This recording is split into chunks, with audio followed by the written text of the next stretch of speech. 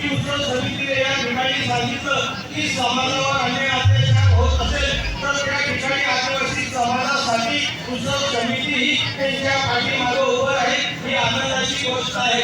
आतापर्यंत बघितलं समाजावर अन्याय अत्याचार हे बरेच झाले, पण समाजावर अन्याय अत्याचार होत असताना कोणी कोणाचं वाणी नव्हतं.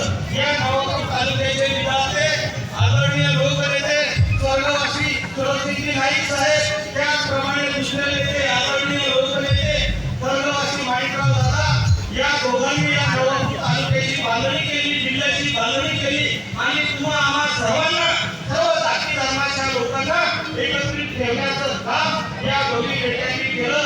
आणि येणाऱ्या दिवसामध्ये आपल्याला श्रीदादांना आपल्याला दोघांना मिळून हा नवापूर तालुका नंदुरबार जिल्हा अखंडित राहण्यासाठी, एकत्र राहण्यासाठी आपल्याला काम करावं लागतील. आपल्यामध्ये दोघांमध्ये जरी मतभेद असतील पण मनभेद नाही. तुम्ही सुद्धा समाजासाठी काम करता दादा, मी सुद्धा समाजासाठी काम करतो. आणि जेव्हा समाजावर अन्याय होत असेल तेव्हा आपण जर दोघं जण उभं राहिलं तर कोणाचा माहिती जाऊ शकेल. म्हणून माझी विनंती आहे की समाजासाठी आपण सर्वांनी एक आलं पाहिजे.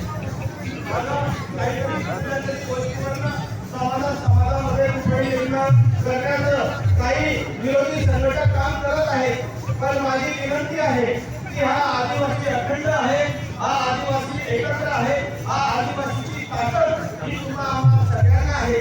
म्हणून माझी विनंती आहे की येणाऱ्या दिवसांमध्ये आपण सगळ्यांनी एकत्रित राहिलं पाहिजे. शैक्षणिकदृष्ट्या आपल्या समाजावर बरेच अन्याय अत्याचार होतात, आपल्या समाजाची फसवणूक होत आहे. या नंदुरबार जिल्ह्यामध्ये बरेचसे असंख्य बाहेरून आलेले कॉलेजेस हे आपल्या विद्यार्थ्यांची लुटमार करत आहे, आपल्या विद्यार्थ्यांच्या शैक्षणिक स्कॉलरशिप मध्ये फेरफार करतात, करोडोची स्कॉलरशिप हे आपल्याकडनं हिसकावून घेतात. एकाही आदिवासी विद्यार्थीला त्याच्याबद्दल पत्ता लागत नाही, त्याच्या पालकांना समजत नाही.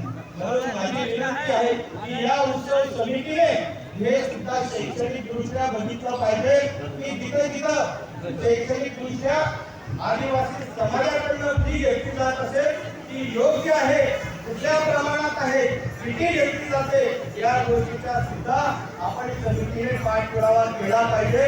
कारण आम्ही समितीचे तुम्हाला प्रतिनिधी समजतो, समिती ही समाजाची मिळून झालेली आहे आणि समाजाचे तुम्ही प्रतिनिधी आहे.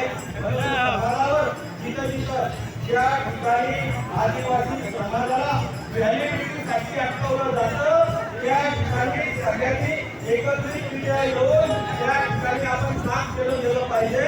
आदिवासी समाजाला व्हॅलिडिटी जो खरा आदिवासी आहे त्याला न्याय मिळवून दिला पाहिजे.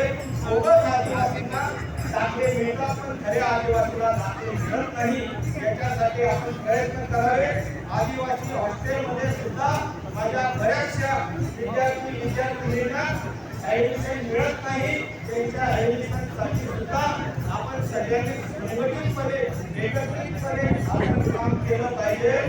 आदिवासी समाजाचे जेवढे धार्मिक स्थळ आहेत, आदिवासी समाजाचे जेवढे धार्मिक स्थळ आहेत ते शहरात असतील, ग्रामीण भागात असतील, त्या सर्व धार्मिक स्थळांचं रक्षण हे आपल्या तुम्हाला सगळ्या आदिवासींना करायचं आहे. एकाही आदिवासीच्या धार्मिक स्थळाला कोणी बोल टाकता कामा नये, याच्यासाठी आपण सगळ्यांनी एकत्रितरित्या राहिलं पाहिजे, काम केलं पाहिजे. अजून माझी या ठिकाणी मंचावर असलेल्या सर्व आदिवासी नेत्यांना विनंती आहे, समोर असलेल्या सगळ्यांना विनंती आहे की ज्या नाईक साहेबांनी माणिकराव दादांनी या नवापूर तालुक्यामध्ये आदिवासी कारखाना चालू केला, तो कारखाना काही कारणास्तव तो दिवेल आदिवासीने चालवलेला आहे, तो बंद पडलेला आहे. माझी विनंती आहे की हा श्रीरामाचा कारखाना नाही, हा भरतभाईचा कारखाना नाही, हा आदिवासी समाजाचा कारखाना आहे आणि तो कारखाना चालू झाला पाहिजे. याच्यासाठी सुद्धा आपण सगळ्यांनी एकत्रित आलं पाहिजे, काम केलं पाहिजे. आणि जेव्हा या सगळ्या गोष्टी आपण एकत्रितरित्या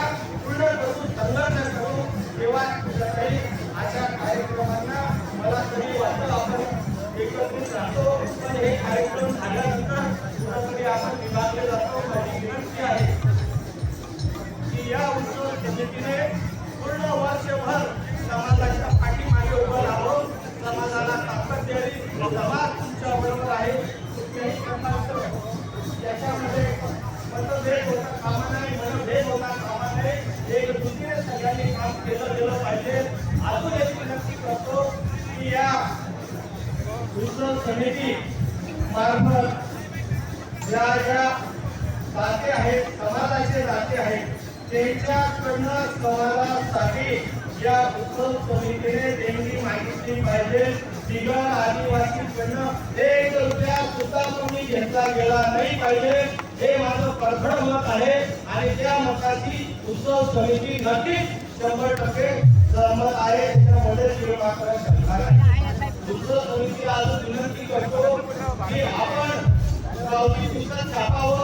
पावती पुस्तक छापल्यानंतर 100 रुपये जरी कोणी दिली, आदिवासीने दिली, तरी ती आदिवासीला ती पावती दिली गेली पाहिजे.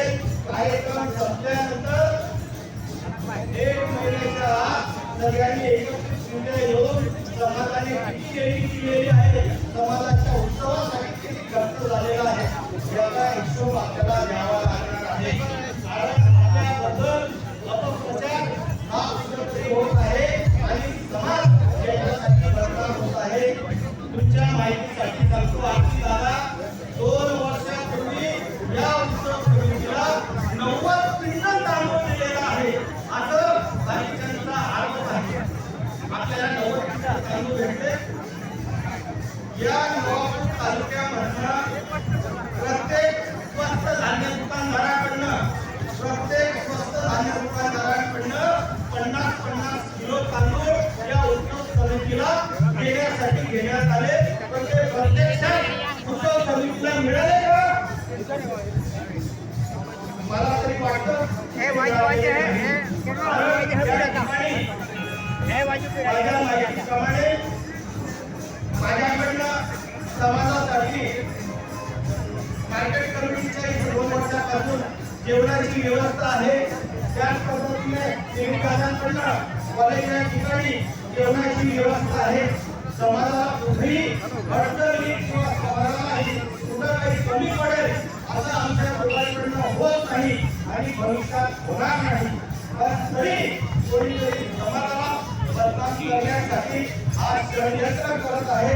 तर माझी विनंती आहे दादा तुम्हाला सगळ्यांना की या संबंधामध्ये आपण सगळ्यांनी एकत्र येऊन या गोष्टीचा खुलासा केला पाहिजे. याच्याने आपण बदनाम होत आहोत, आपली बदनामी व्हायला नको एवढंच या निमित्ताने सांगतो. पुनश्च या उत्सव समितीने चांगला कार्यक्रम घडवला. या मंचावरती सर्व समाज मानव नेतेगण त्यांना आदिवासी दिनाच्या शुभेच्छा देतो.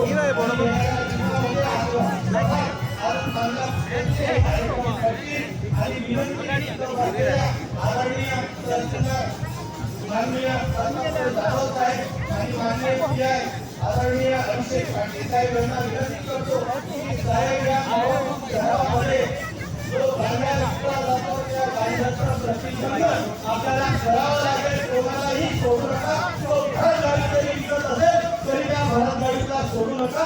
कारण याच्यामध्ये समाज आमचा जो तरुण पिढी आहे ती आमची तरुण पिढी ही बरबाद होऊन चाललेली आहे. म्हणून आहे की कोणीतरी इतर लोक आमच्या समाजाला लागलेले आहे आणि हा समाज तरुण पिढी बदनाम व्हायला पाहिजे. तरुण पिढी नेता नमूद व्हायला पाहिजे. तरुण पिढी व्यसनाधीन व्हायला पाहिजे. म्हणून षडयंत्र जात आहे. आणि आपला दोघांना हात जोडून विनंती आहे की याच्यात आपण जातीने लक्ष घालून या सर्वांचा पाय बसं घाला पाहिजे.